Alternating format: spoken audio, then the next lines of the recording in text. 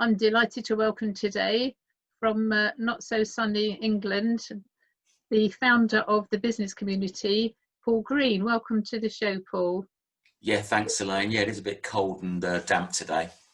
And from your Christmas backdrop, that obviously listeners can't see this, but for the audio people, Paul's got a lovely snowy. The snow is falling as we're speaking. The snow is falling behind him, and we've got a Christmas hat. We've got snowman, and obviously his contact details, which is buscomm.co.uk, buscomm.co.uk.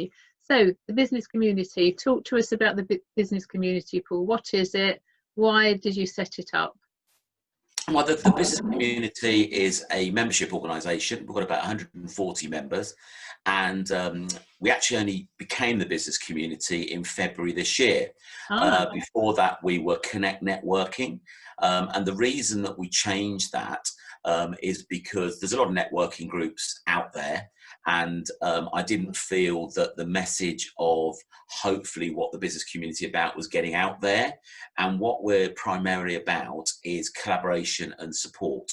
And what that means and what that looks like is that hopefully I'm building a community of like-minded business owners that are happy to put out a helping hand if another business needs that, without starting the clock to invoice or whatever. So, you know, we've got examples of solicitors that will give some free advice to members. Other people will give, you know, some free social media tips, etc., etc. And really what we're trying to do, and I think it's come into its own in recent months. Obviously with the pandemic, you know, a lot of businesses have suffered depending on what sector they're in. And I think, you know, the business community has rallied around and help those businesses that, you know, haven't found it as easy. And sometimes all it is just you feel comfortable to pick up the phone, have a chat with somebody, an ear to bend, a shoulder to cry on, whatever you need. And that's really the essence of it, is just trying to create that supportive small business community that are willing, I guess, to have like a pay it forward attitude, if that makes sense.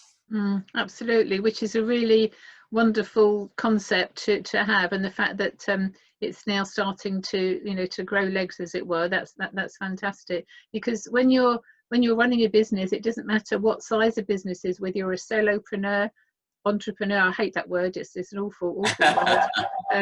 But whatever preneur type person you are, whether you're running, you know, ICI or whatever the equivalent is today, it's a lonely place at the top, isn't it? You know, and who do you talk to when you need help, when you need a shoulder to cry on, as you say? No, exactly that. You know, it's the buck stops with you at the end of the day, doesn't it? If you're the owner of your business, it ultimately stops with you. And sometimes you've got no place to take the issues. You know, sometimes you might not want to take them home to your significant other if the business isn't going that well. So just to have somebody that's, you know, your peer, I guess, but an independent viewer of your business is just really useful to get that. And, you know, I've got lots of examples over the last few months, you know, where people have found it really beneficial just to feel they've got someone to call. And the other thing that's been quite nice as well is sort of unsolicited cards coming through the post, or little gifts coming through the post, or things like that. You know, if somebody knows that someone's having a bad day, or they might be self-isolating, and things like that. You know, I've had a number of people, you know, ask me, can I have the address of so-and-so, which might break a few GDPR rules, but in terms of the intent of it, I think it's the right thing to do, just so they can send a little present. You know, I've had a few cards myself, and it's really nice just to get that unexpected boost, I guess, in the post, as a spontaneous thing that people do. You know, that's great. And I'm not saying, you know, mine is the only business that does that. You know, of course, networking groups tend to be supportive of each other, but I think we're just trying to take it to that next level, and not formalize it in any way, because that I think would make it false, but just to encourage that sort of engagement and that activity and that support. Brilliant, fabulous concept. So what led you to create the community in the first place, regardless of what it's called? Yeah, well, if we go quite a few years back, I was born and bred in Northamptonshire, but most of my working career was down in the M4 corridor. I lived in Maidenhead, and worked for companies down there before I became independent, which was around about 2003. I Yes. think I jumped off the corporate ladder, as it were, and I basically became a business advisor. I'm praising a lot of this now, but basically just went into small businesses, just to help them out. And if I couldn't help them out, I'd bring in the relevant expert, because no one's an expert at every single thing. So I tend to be quite good at looking at strategy and putting business plans together. But in terms of the implementation of the sales and marketing, etc., it needs experts to come in and do that. So I came back to Northamptonshire because the majority of my family was up here, and realised the model I was using down in Maidenhead didn't quite work in Northamptonshire. And the reason for that is I was working with about a dozen people quite closely with diverse skill sets. And of course, when you're hanging off the M4, you're within 15 minutes of everybody pretty much. And then there was a similar group of people working in the East Midlands. But when I came up here, one was in Lincoln, one was in Derby, one was in Nottingham. I think there were two in Northampton, and it didn't quite consolidate itself. So that's a long way of saying what I decided to do then, sort of get to know the business community as was then, was to start a networking group. So it started with one group. People seemed to like the structure and the format, and it sort of started to grow from there.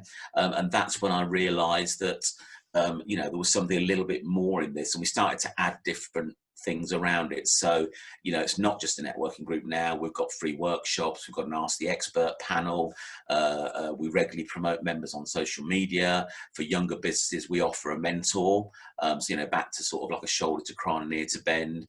If you're up to 15 months old, then other more senior, if you like, businesses, or people that have been in business longer, offer their time to sort of just an hour a month just to support a young and upcoming business. So I've just built on that really, which is why we rebranded, just to have it seem something a little bit more holistic rather than just another bleep networking group. Yeah. So how did you become a business mentor? How did you kind of get into your foot into the business world in the first place, Paul? Rewind even further. Blimey, well, I was born in 1964. No, you don't go that far. My background is the electronics industry, and cause that's what I did by degree, and I'm miles away from that now. I have nothing to do with designing electronics. I don't even dabble in anything like that. But I was lucky in terms of the companies I worked for. At the same time, I got involved in a charity. Time it was called Youth at Risk, and what they were about is working with the sort of kids that you probably sort of see hanging out in town centres that most people avoid, because you think they're wrong uns. So this organisation would go into a community and would work with these young people. They'd put them through a programme. They'd align them with a what they called a committed partner at the time, and that person would work with that young person on their defined goals. And I was lucky that the companies that I worked for were willing to give me time off, initially as holiday, but then as unpaid leave, to actually go and do some of these programs because they were residential. And inside of that, I got training on mentoring, on coaching, facilitating, communication, all those sorts of things, because that was inbuilt into training us to work as committed partners with young people.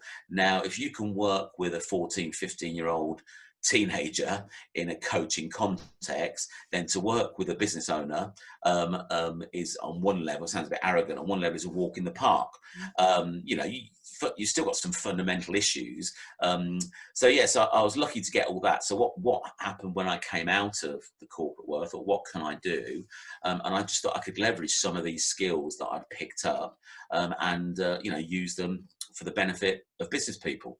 So so that was my journey really, was to have this combined working, getting some training from the charity. I was lucky enough to go on I think it was a 5-day workshop that they sponsored from an organisation that was called the Industrial Society at the time. I think it's now the Work Foundation, and that was sort of training that would cost 5 figures normally to get, yet they offered places free to charities, and the charity sort of put me on it at that time, which was an amazing experience, to get some top level leadership training for free. So so I've been lucky. So that's really how it's led to what I'm doing today. It's been a combination of the charity and the business that's hopefully honed my skills that I use today. And you still have a charitable arm through you, so that's fantastic. You know, pay it forward, give it back, or you know, however you describe it. Yeah, yeah. I think it's just that thing, isn't it? You know, everybody needs support sometime. If you're new in business, you might have the money to pay for a mentor or coach. You know, my recommendation is find somebody, get somebody. You know, you'll meet people networking. They might have people in your business network. You know, LinkedIn, whatever. And I'm sure most people will be happy to give up a little bit of time just to be that sounding board, really. Because sometimes you get absorbed in your own business, don't you? You know, Yes. I use it as well. I ring up people and say, look, I'm stuck on this problem. Can you help me out? Mm. And you know, lucky enough, I don't get an invoice the next day, because it's just in the spirit of things, really. Brilliant. And also it shows that you have transferable skills. You know, when I say you, one has transferable skills. People kind of put themselves in a box, but everything, I'm a few years ahead of you in the terms of age, Paul. And I'm finding things that I learned 30 years ago, you know, I'm using today. And I never dreamed, you know, because they're in a completely different context to what I'm doing now. And you mentioned youth at risk, and I smiled because I also supported youth at risk. I was a couple of different things I've done with youth at risk years, oh God, I can't remember how many years ago now. I supported people who'd actually been young people who'd got criminal records as part of the a programme there in East London. So real roughy tufty young people, and coaching them, helping them through work experience and all kinds of things. So, and as you say, if you can deal with, you know, stroppy teenagers who are already, you know, in a bit of a state, and that's where my disc behavioural profiling comes in. I can help these kids. Every single student that I've profiled over the years in pupil referral units or at risk, I support students today in Nottingham who are at risk of falling off the log, sort of thing. And every time I do support these kids, they're very similar to my own profile. And had I not had sports to keep me at school, I would never have made it through school. I used to bunk off anyway in lessons, and if I wasn't bunking off, we found out years later that my mum and I used to bunk off at the same place, which was the local cemetery. Because that was the only place that nobody would find us, because our family was quite well known locally for the right reasons, not for the wrong reasons. So if I was wandering the streets, it would be very obvious that, you know, I shouldn't be there. So it's important to engage people, whether we're, you know, adults, whether we're students. If we're not engaged, we can become disruptive, and the disruptive behaviour can cause problems. And before you know where you are, you're in, you know, deep trouble. So the engagement is really, really important, and also knowing where you are in the business. So you were saying about engaging various different experts as part of the mentoring process. That's so important, because people, you know, nobody's an island, and none of us have got all the answers, and none of us can be expected to be experts in everything. And with the profiling, it's very easy to see the likelihood of where somebody's expertise is going to be shining through according to their behaviour pattern. So as you know, it's something that I offer free to members, disc behavioural profile, and some of them have started taking it up, and I'm getting some really excellent feedback. Yeah, two experts that have used other profiling tools have said that mine is the best they've ever used. Oh, excellent! My own system, I'm just so chuffed to bits with it. So brilliant. And hence my rebrand, discplus.co.uk. So what would be your tips then, Paul, to people who do find themselves alone, in isolation, trying to run a business, it's all going wrong? What should they do? Reach out. You know, don't be scared. It is hard running a small business. Most small businesses go through peaks and troughs, and so do your emotions, I guess, at the end of the day. And all I'll say is just reach out. You know, it's a great time now to network. You know, it's all online. It's low to no cost. You know, so get yourself out there first of all, because sometimes just mixing with other businesses and knowing that they've probably got the same problems as you. As you know, in our meeting, we have a hot seat, not always used, but every now and again, somebody comes up with a business issue. And what I find with those is, you know, other people around the table are nodding their head, either because they're in that situation right now or they've experienced it. So, so I leave that hot seat in, even though sometimes it's a tumbleweed moment, because every now and again when it happens, it's really valuable for that to happen. So yeah, I would say you don't have to do it alone. You also don't have to pay for expertise. You know, there are organisations, if you sort of like do a bit of a Google search and put Free Mentor UK in, you know, there are organisations that will support you. There's local enterprise partnerships. There's sometimes business units associated with local councils and things like that. Sometimes they have streams of funding, but if nothing else, they've usually got someone that's a business advisor or a mentor. They can align you with somebody. And I would say do that. You know, just get somebody, because you sometimes really can't see the wood for the trees. And you know, I've had people say obvious things to me that I just think, you know, why, you know, with my 30, 40 years in you know, in business, and I just think, why didn't I think of that? You know, I'm not an idiot, but you just have this epiphany sometimes when somebody says, well, why? I mean, a classic is what was it? Oh, I used to run a little group called a coaching circle, which was up to 4 people, a little like a mini mastermind group, really. And I was doing it at a separate time in an evening, as sort of like a separate event.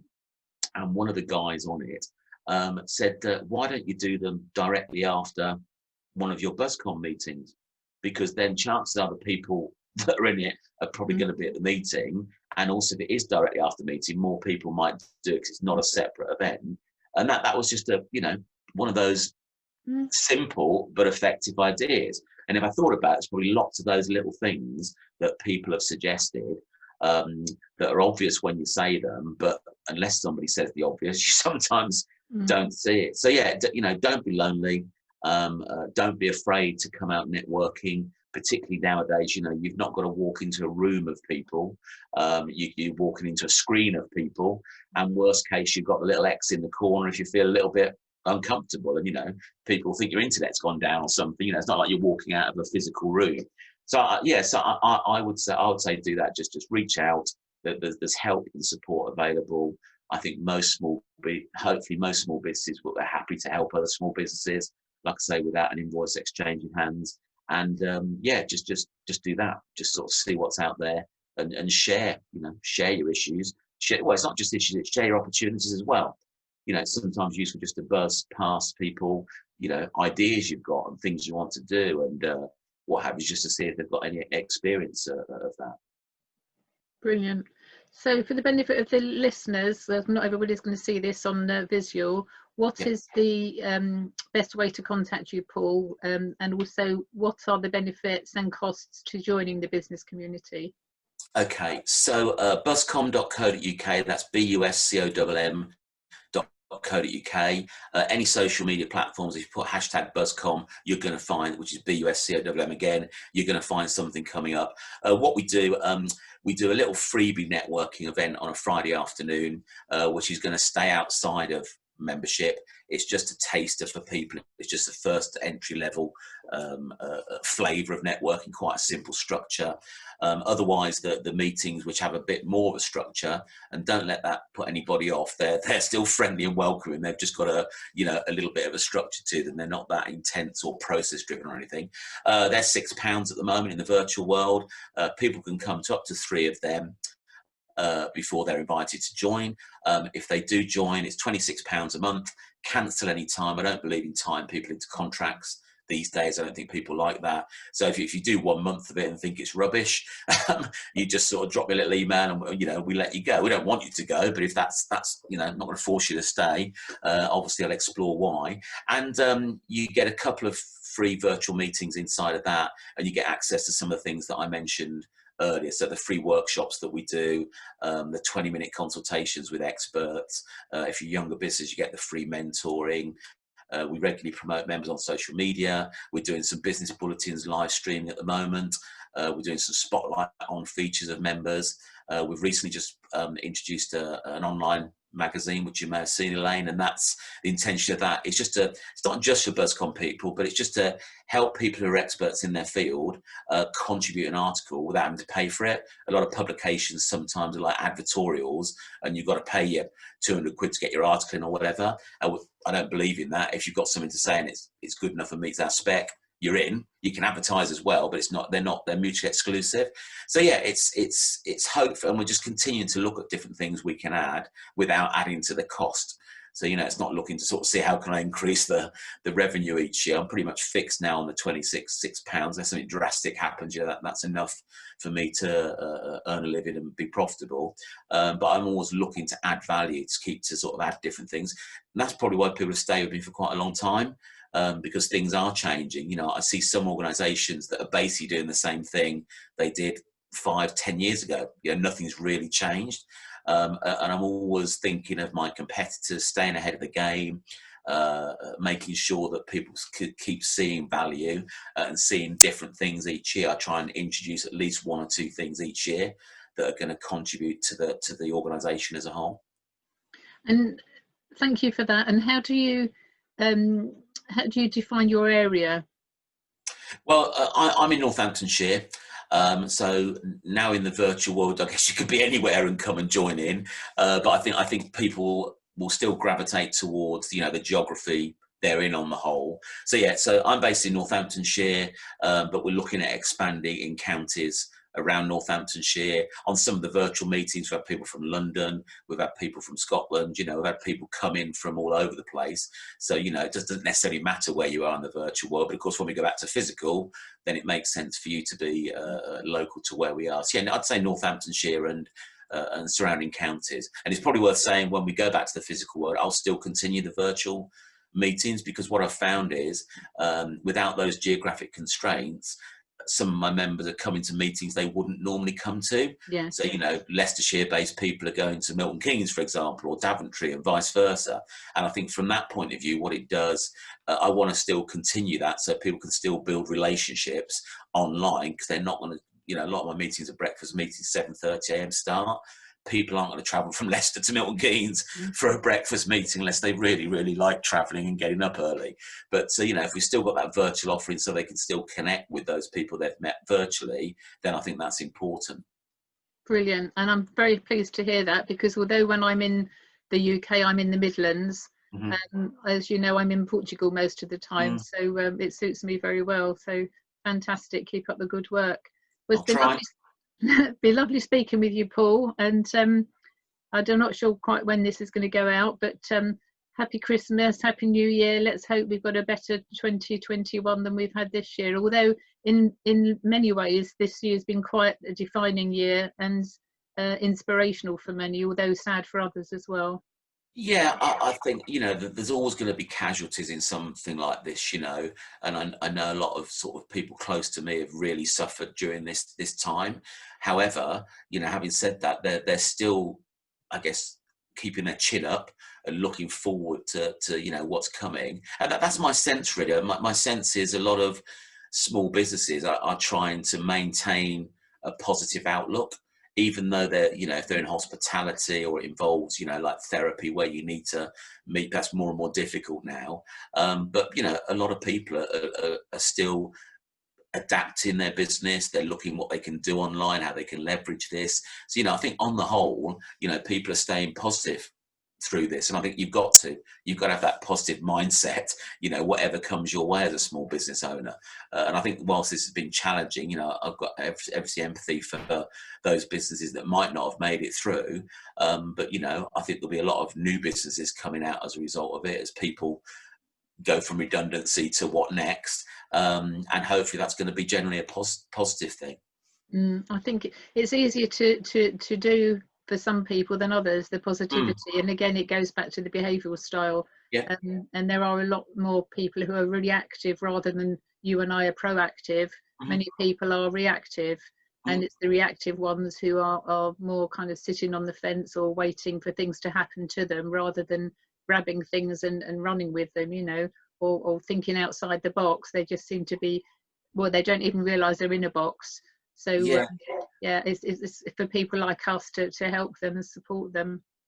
I guess we're all in a box now, in a Zoom box now, aren't we? Wherever we Well, wherever we go. yeah, good point. Good point. Okay, well, onward and upward. Lovely to speak with you, Paul. Yeah, Thank and you. you, Elaine, have a great Christmas and New Year. Thank you. Cheers. Bye bye.